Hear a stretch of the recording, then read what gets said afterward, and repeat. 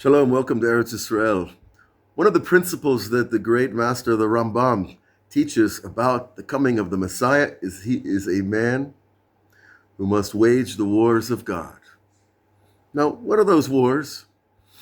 Wars with more rockets and bullets and bombs and tanks and planes and, well, drones. Is that really what Mashiach's coming to do? Does that sound like the kind of job that the person that humanity has been waiting for thousands of years is just going to be another of that sort? I don't think so. And we look for an idea for that support. We see that Pharaoh himself, the greatest emperor of his era, the time of Joseph, the time of the patriarchs, the great pharaohs, the pharaohs didn't know what to do with their Jews. They had a Jewish problem. Sound familiar? And their Jewish problem, they had a war conference. And they brought in Bilam, the great sorcerer from Midian. They brought in Yitro, another learned man from Midian. And they brought in Job, the famous Job, the great suffering Job. And Job sat quiet, and Bilam said, kill them all. That's a big job to kill 3 million people. It's not simple. Yitro heard the talk and he ran. He said, I'm not going to stay for this conference. I know what's going to end up here. And then Job, who was he was a billionaire out in the Middle East, further out from Israel and what's today Saudi Arabia and Egypt. He was further east, from the land of Uz, which translates in English as Oz. So maybe he was the Wizard of Oz. But he said, no, Pharaoh, don't kill them, enslave them. Enslave the Jews. You'll get a lot more out of your dollar than you will by just shedding blood. Because you'll get work, and you can feed them at the minimal level, and you can house them at the minimal level, and you'll make a great profit and build your empire. And that's what Pharaoh did. That's the advice he took. And the advice of enslavement, how does that work? Well, how do you enslave people? Well, the first rule is you have to make them so busy they don't have time to think. And if you make them busy enough that they don't have time to think, then they will begin to think like the ones who are impressing them or influencing them or are being broadcast to them by their little palm-sized gadgets that are putting ideas in their minds. So you want them to stop thinking freely and to follow an agenda. And the agenda will lead to enslavement of the mind. And once you enslave somebody's mind, of course, you enslave the rest of him as well. And you can make them fight for anything. So as they busy the mind, the person slowly loses his autonomy. Now, he's not aware of it, because the urge to be in touch, to be influenced, to hear new stories, new information, new videos, becomes an overwhelming aspect of the brain and the dopamine system of pleasure and reward. And so, well, Pharaoh had other things in mind. He didn't have cell phones, perhaps, but he had the ability to put people to work and to build cities and to build highways and to build pyramids. Okay? And so, but are people ready to fight for such a person? And why is this connected to the wars of the Messiah? Because the war of the Messiah is an ideological war for the freedom of the human mind. Because the human mind is built on free choice. And without our free choice, we are not humans. We step down a level from our humanity and become sophisticated animals when we don't have the ability to choose, to make distinctions, to look at a situation and decide from pre-existing principles what is right and what is wrong, and what is good and what is evil. When you take away a person's free choice, you take away his ability to judge that way, and he becomes a sophisticated animal, and sometimes much worse. So this is the pattern that we see that's been set in place over and over and over throughout the centuries.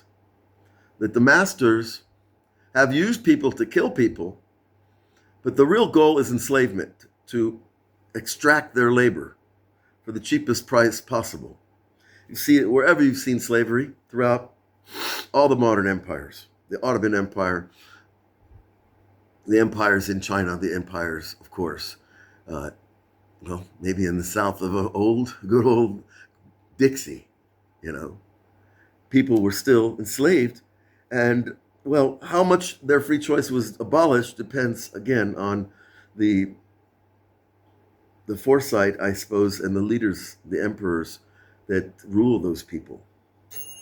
But God is here and made us beings of freedom because he wanted a partner in creation. It's a much more interesting experiment if you have a partner in your project, because God didn't need man to build this world. He could have built this world without man, and he did. But he just didn't have little cars running around and bridges to span the oceans and airplanes to zip around from continent to continent.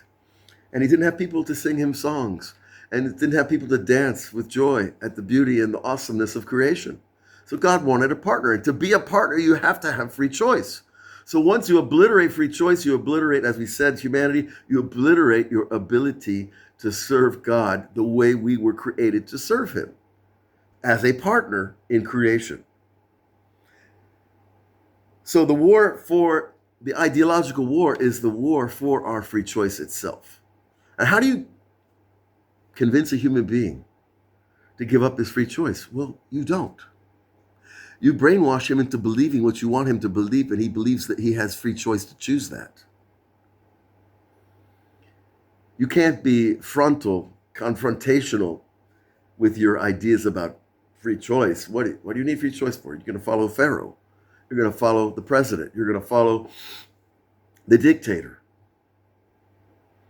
And usually behind that choice is the fear of oppression, homelessness, no job, no money, no food, survival. So if you don't follow the dictator, usually your survival is threatened, and so you choose, well, I'll take the lesser of two evils of dying, and I'll serve the dictator. But it still takes away the essential human power of choosing, which again is why God created us.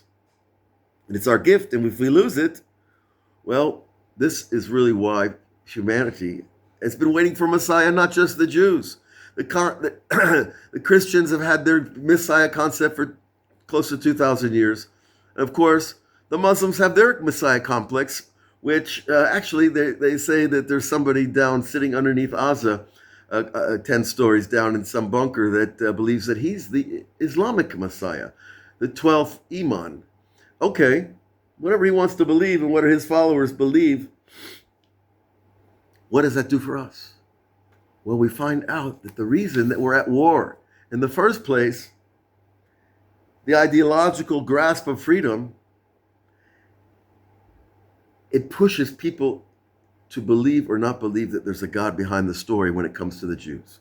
And the great sage Rashi taught us, the first commentary on the 5 books of Moses tells us that the nations will say that we stole the land of Israel.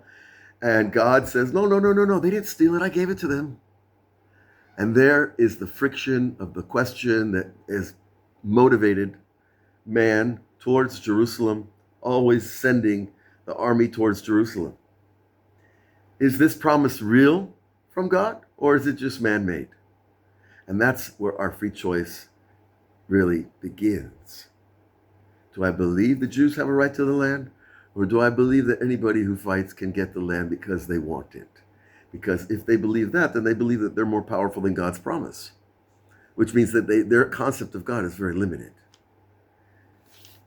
And so, with all of that said, what we're really fighting is a religious war.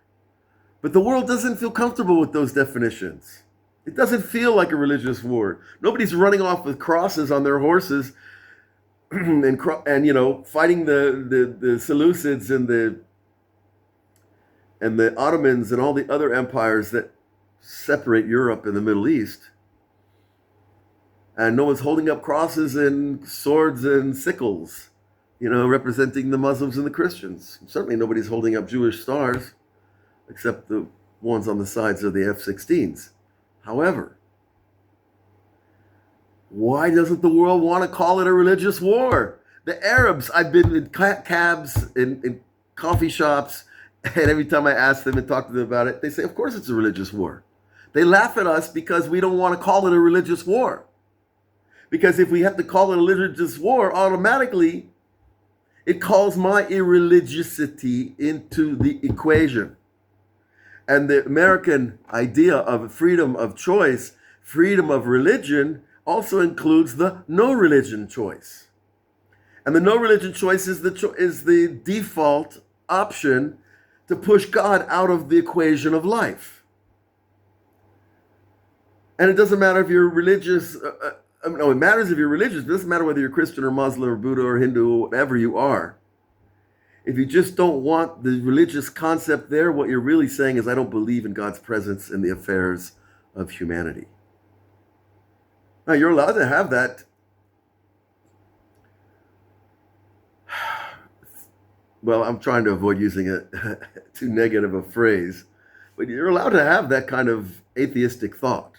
God's not involved. He made the world and he took off to another side of the universe. No, he made the world and he went into us. Deeper and deeper, generation after generation, God is controlling every thought, every soul, every action, every feeling. But through the agency of free choice, that we still get to maintain the semblance of our humanity, and that maintains the partnership that he set out to begin with. So we're in the middle of a religious war, whether everybody else says it's not religious or not. The Arabs call it religious. We know it's religious. If you talk to them, they'll tell you it's religious. But the media doesn't want that because that calls everybody back to church on Sunday. They don't want that. And that calls the non-religious Jews that they don't want to go to synagogue on Friday night. And that makes them uncomfortable. And people don't want to be uncomfortable. So we'll just call it a war. It's just a war.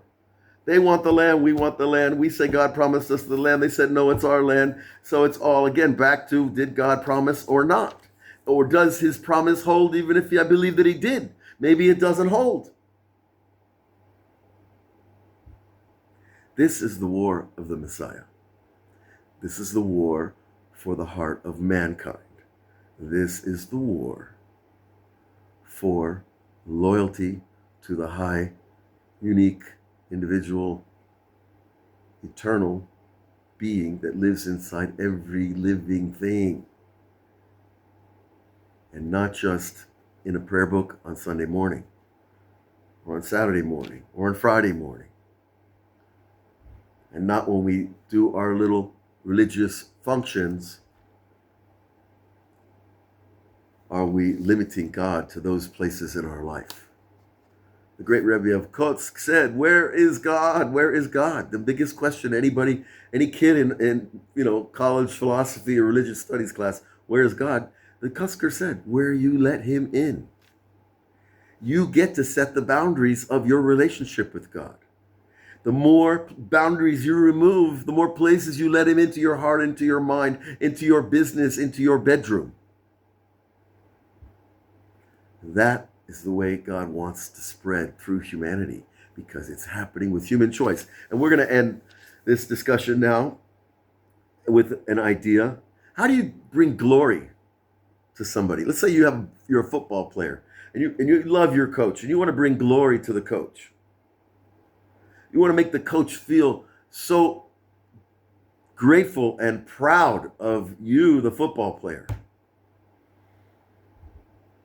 Well, you want to play the best game you can and bring him the trophy. Say, look, we won. Thank you, coach. Without you, we never would have made it. That's giving the coach glory. Now, what if the player had come and said, coach, I don't feel good. Why don't you go play quarterback today?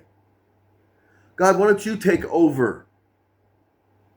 God, I don't want to engage in this warfare, this ideological choice. I just want to let you do everything. Is that glory for the king? In the Egypt story, when God brought us out of Egypt, he overrode the vessels of creation. He used miracles from the beginning to the end of the story to override all the laws of nature.